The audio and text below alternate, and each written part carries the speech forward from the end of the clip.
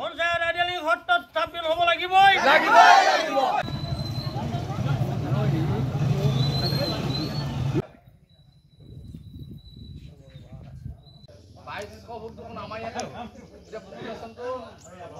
আমাৰ বিশেষকৈ আজি মোৰ মন ভাল নহয় এইটো কাৰণেই যে আমি যেতিয়া এই এটা সমোৱা অঞ্চলত আদিলিং সত্ৰ আছিলোঁ তেতিয়া আমাৰ সত্ৰলৈ এটা গাঁও পঞ্চায়ত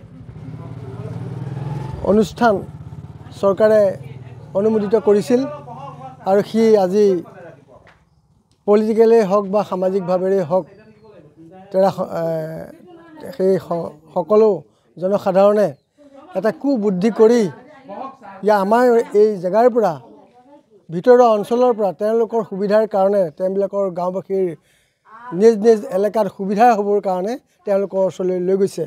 কিন্তু তেওঁলোকে সেই সমাজ ব্যৱস্থাই আজি ভাবিব লাগিছিল যে এই ভিতৰুৱা অনুষ্ঠানটোৰ যদি গাঁও পঞ্চায়ত অনুষ্ঠানটো হয় তেতিয়াহ'লে সেই অনুষ্ঠানটোৰ উন্নতি হ'ব আৰু সেই অনুষ্ঠানটোৰ উন্নতি আমাৰেই উন্নতি বুলি সেই গাঁও সমাজে প্ৰথম কথা ভাবিব লাগিছিল। কিন্তু তেওঁবিলাকে আজি নাভাবিলে।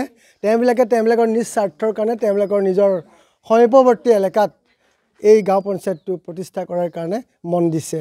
কিন্তু আমি আজি দুখিত, কিয়নো আমাৰ এই অনুষ্ঠানটো এই গাঁও পঞ্চায়ত অনুষ্ঠানটো যদি আজি ইয়াত হ'লহেঁতেন তেতিয়াহ'লে আমাৰ ঠাইসমূহ উন্নতি বিধান হ'লহেঁতেন। চৰকাৰে বিভিন্ন আঁচনি আনিলেহেঁতেন, এই এলেকাটো উন্নতি হ'লহেঁতেন। উন্নতি হোৱাহেঁতেন আমাৰ সত্ৰ সমাজলৈ মানুহ বিভিন্ন জেগাৰ পৰা অহাৰ সুবিধা পালেহেঁতেন। গতিকে আমি চৰকাৰৰ দৃষ্টিগোচৰ কৰা হৈছে যে চৰকাৰৰ যি আঁচনি সেই আঁচনি ভাল আছিল, কিন্তু আজি অনুষ্ঠানটো লৈ যোৱাৰ আঁচনিটো আমাৰ কাৰণে আজি দুখিত।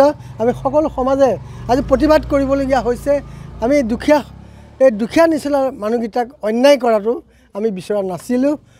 সত্ৰৰ অনুষ্ঠান হিচাপে আমি পুনৰ চৰকাৰক বিবেচনা কৰিবৰ কাৰণে বিষয়টো আমি আগবঢ়াই দিয়া হৈছে।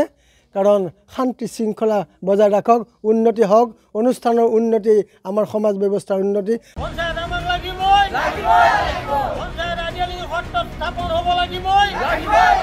পঞ্চায়ত আইডিয়ালিং সত্ৰত স্থাপন হ'ব লাগিবই। পঞ্চায়ত আমাক লাগিবই। পঞ্চায়ত আইডিয়ালিং স্থাপন হ'ব লাগিবই। পঞ্চায়ত আইডিয়ালিং সত্ৰত স্থাপন হ'ব লাগিবই।